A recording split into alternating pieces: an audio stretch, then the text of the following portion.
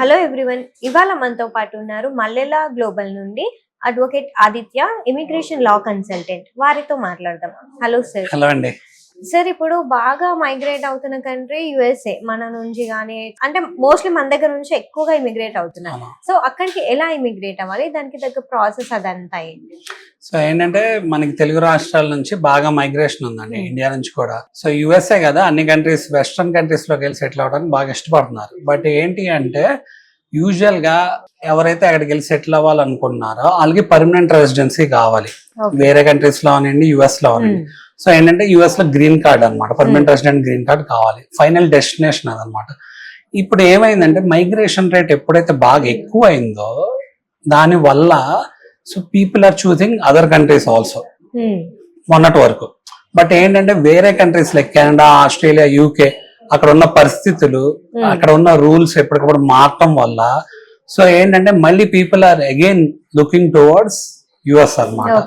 అంటే ఏంటంటే యుఎస్ లో ఎప్పుడైతే టైం డ్యూరేషన్ ఫర్ సెటిల్మెంట్ పెరిగిపోయిందో they started seeing towards like other countries అనమాట. ఎందుకంటే లైక్ యుఎస్ లో లైక్ 15-20 years లో సెటిల్ అయ్యే సిచ్యువేషన్ ఉంటే వేరే కంట్రీస్ లో లైక్ ఒక 7 to 10 years లో సెటిల్ అయ్యే సిచ్యువేషన్ ఉంటుంది అని వేరే కంట్రీస్ వైపు చూసారు. బట్ ఏంటంటే యుఎస్ లో ఉన్న స్టాండర్డ్ లివింగ్ ఏదైతే ఉందో, అక్కడ ఉన్న ఎకానమీ అదంతా కూడా standard living and life style economy advantage గా ఉంది సెటిల్ అవడానికి. బట్ ఏంటంటే యుఎస్ లో ద మేజర్ ఛాలెంజ్ ఏంటంటే సెటిల్ అవడానికి చాలా టైం తీసుకుంటుంది.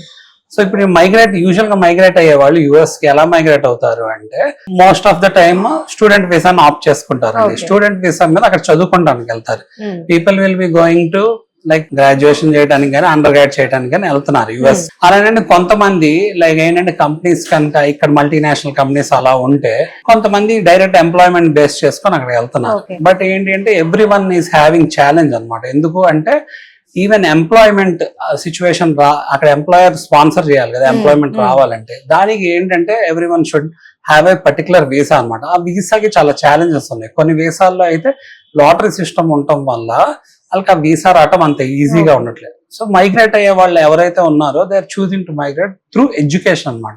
సో ఎడ్యుకేషన్ కి మంచి యూనివర్సిటీస్కి వెళ్దామని ప్లాన్ చేస్తారు. దానికోసం ఏంటంటే ఇక్కడ లోన్ తీసుకొని అయినా అప్పులు చేసి అయినా డబ్బులు కట్టి పెద్ద యూనివర్సిటీస్కి వెళ్తున్నారు అనమాట. ఆర్ఎల్స్ ఏంటంటే ఎంప్లాయ్మెంట్ ఈస్ అందర్ option to migrate to US. So దానికి ఎట్లాంటి డాక్యుమెంటేషన్ ప్రాసెస్ గానీ ఇవన్నీ ఉంటాయి? సో డాక్యుమెంటేషన్ ప్రాసెస్ యూజువల్ గా ఏంటంటే వీసా టు వీసా వేరీ అయిద్దండి.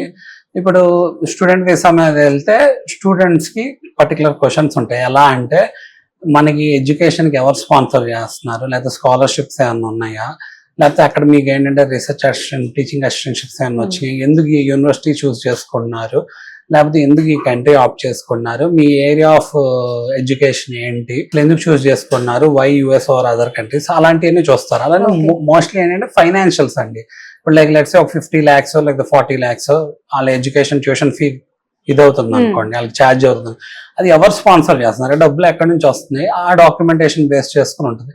అదే ఎంప్లాయ్మెంట్ అనుకోండి, ఎంప్లాయ్మెంట్ కి ఎంప్లాయర్ ఎందుకు తీసుకెళ్తున్నాడు అంటే ఏంటంటే యూజువల్ గా యుఎస్ లో ఈ స్కిల్ ఉన్న వాళ్ళు అక్కడ ఉన్నారు కదా, ఉన్నప్పుడు మళ్ళీ వేరే ఇండియా నుంచి ఎందుకు తీసుకెళ్తున్నారు అనేది చూస్తారు.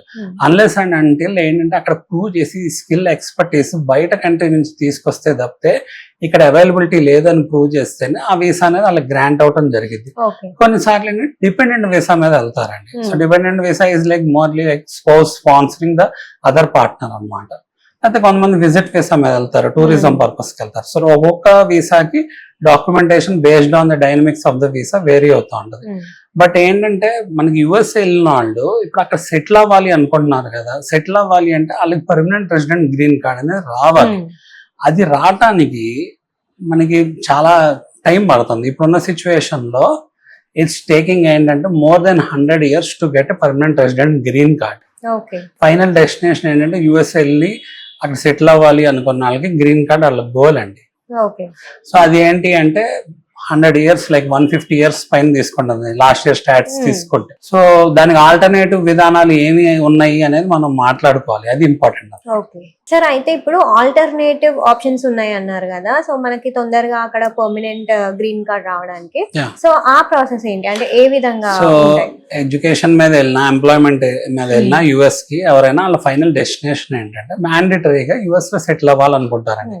సెటిల్ అవ్వాలంటే వాళ్ళకి పర్మనెంట్ రెసిడెన్సీ ఉండాలి, అంటే గ్రీన్ కార్డ్ రావాలి. సో గ్రీన్ కార్డ్ వస్తే వాళ్ళు ఏంటంటే ఏ ఎంప్లాయర్ వాళ్ళకి స్పాన్సర్ చేయాల్సిన అవసరం లేదు. సో దే కెన్ ఏంటంటే shift from one employer to other employer, అంటే వాళ్ళకి ఫ్రీగా ఉండే సిచ్యువేషన్ ఉంటుంది.